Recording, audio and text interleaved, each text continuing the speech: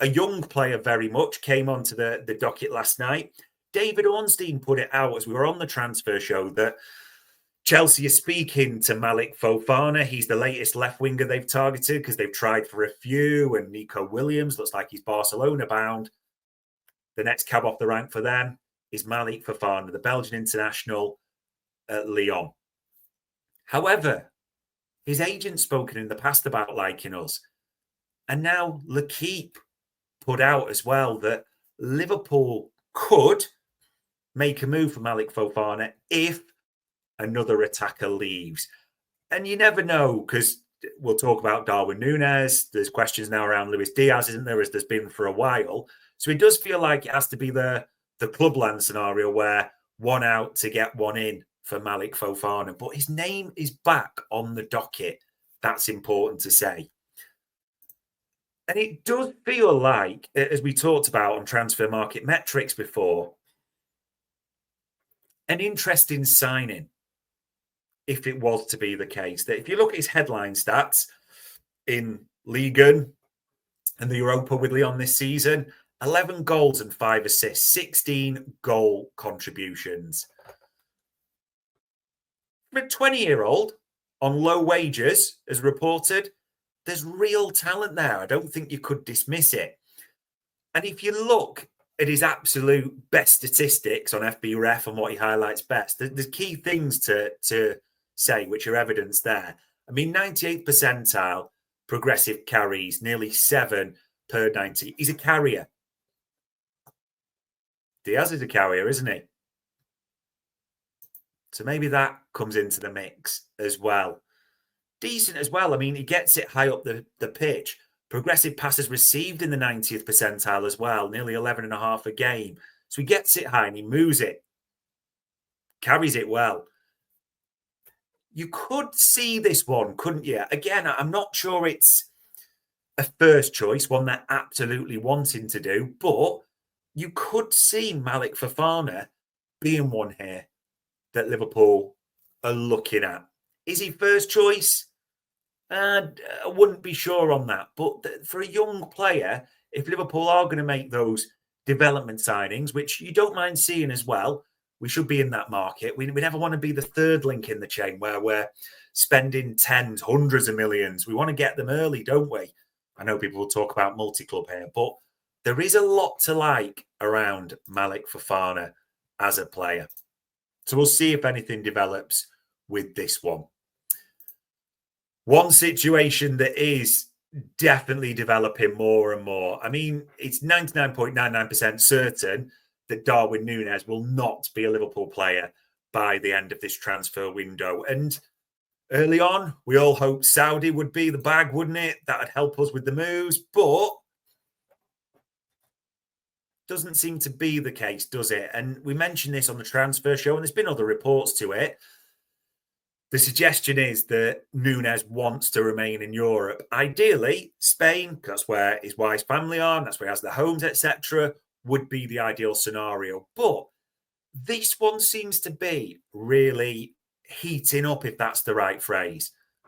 Darwin Nunez to Napoli. It's almost moved in the last 24, 48 hours from they're aware of it to now, as that Fabrizio Romano tweet that came out, I think, what time is it? Late last night. There you go, 11:15.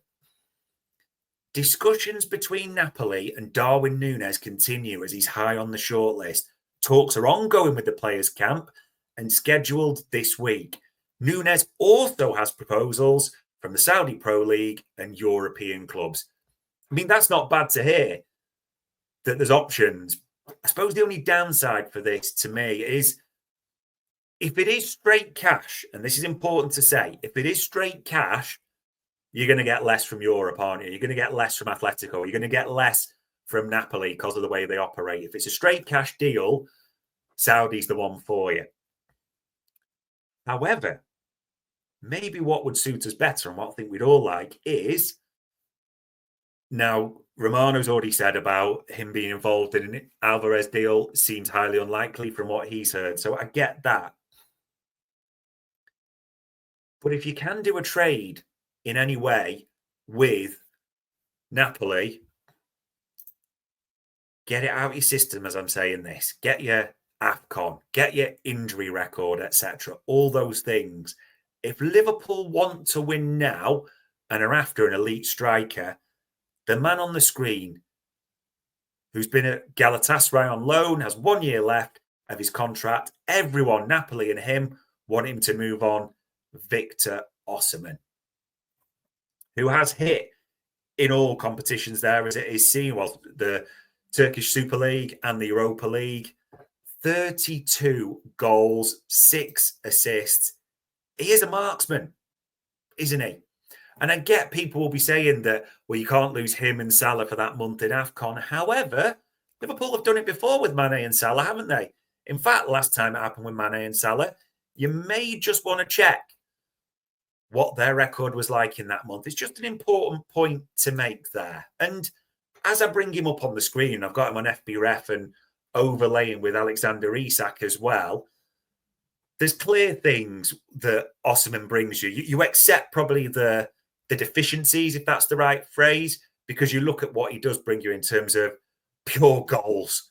Yeah, shots over 7 on average per 90 minutes. They're nearly 10 a game, 99th percentile for that as well. Touches in the box. Shot creating actions, 96th percentile, nearly 4 a game. Strong in the air, 91st percentile for aerials. And we look, as Bart's has always said, for our attackers to funnel and channel. So it's more about blocks, you could say. But it's also important to note when you stick him in terms of the defensive side, interceptions is 96th percentile as well.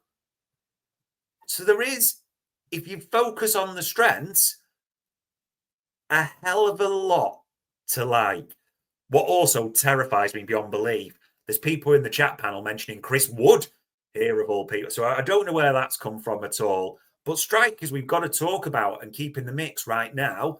Isak, still highly unlikely. Alvarez, still highly unlikely. Osimhen, maybe tenuous, but been moved for before. Still feels highly unlikely, doesn't it? And Hugo Ekitike, where I personally think we will end up on. But we'll see how all of this develops. And the final sort of real story in the mix on this, people, right now, is the Robbo side.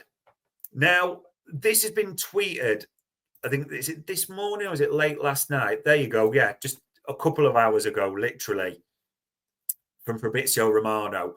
And this is, I want to say stage because that's too strong, but just look at this tweet. At this stage of the summer, Andy Robertson has made no decisions on his future yet. He will take a break and discuss everything with Liverpool, having great relations with the club and full respect. There's no talks on the fee, and that'll happen until the player decides on his options. Now, this is a little bit of a walk back on what was released before, and we said this on the transfer show. Our info is that Rob will be very keen on the move, that with a year left on his deal and having spoken to the club where there's no renewal, sort of suggestions even forthcoming, this feels a great move, doesn't it? And I get that as well. Achieved everything he could possibly achieve at Liverpool. Walking legend, of course he is. Done great things, great personality, great leader around the club. Wouldn't debate that for one single second. However, declining. However, even when declining, I mean, we see even then he's ahead of Tsimikas, but he's been at the scene of the crime a lot this season. This just feels a dignified and right move. And our info is that Robbo's keen on this. And Liverpool, for a nominal fee, and I'll let you put your figures around that, and those wages off the books, wouldn't be too sad because we know Kirkez is coming in, and Kirkez, they fully believe, can do the 3,000 minutes plus for next season. But the big thing was around the agency, wasn't it? And whose brother is involved with Robbo's agency, and people have got all the thoughts about that. It just feels like a little bit of a walk back to be, as it says, respectful. And it's funny how this has come out, with Liverpool having great relationships with the club and full respect, which Robbo does, no doubts about it at all. It just may be a little bit different from the agency for obvious reasons, as we know. So that is another one to watch in terms of developments there, isn't it? I mean, ladies and gents, Tuesday of this week. And what are we expecting already? If you missed it, we are expecting Kirkes to land at some point and a fee to be agreed. We're expecting our Verts interviews, our photos, more plane tracking for him to land. We know Isak is the dream option. Liverpool are trying. We're probably all waiting for that to be shot down. I even missed, will we get more drama installments for Papa Kirkes? Who knows what the fathers of Liverpool players will bring? Will we be built on concrete? Because we expect probably, if Isak Alvarez and nothing comes to fruition, that Ekitike seems the most likely option. Fee dependent, important to say. Malick Fofana, we're waiting around Diaz, aren't we? And the Barcelona option seems short. But if someone exits, could he come into the mix as well? And then we're all waiting to see where Nunez finally ends up shifting to.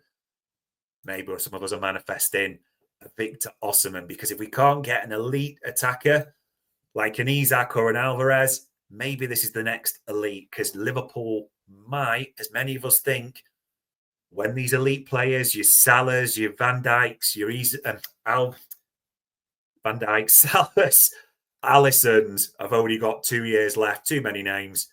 You've got to win for the now. But who knows? And when you're talking about those great players like Van Dijk, Alisson and Salah, maybe, just maybe, we're expecting the departure of another one of Liverpool's greats. All this in the last 24 hours. It's only Tuesday. What a week it's going to be. As ever, we will try and bring you everything we possibly can on Anfield Index to keep you updated, keep you informed. The window of all windows it is right now. But on Tuesday afternoon, the 17th of June, that was another Anfield Index special.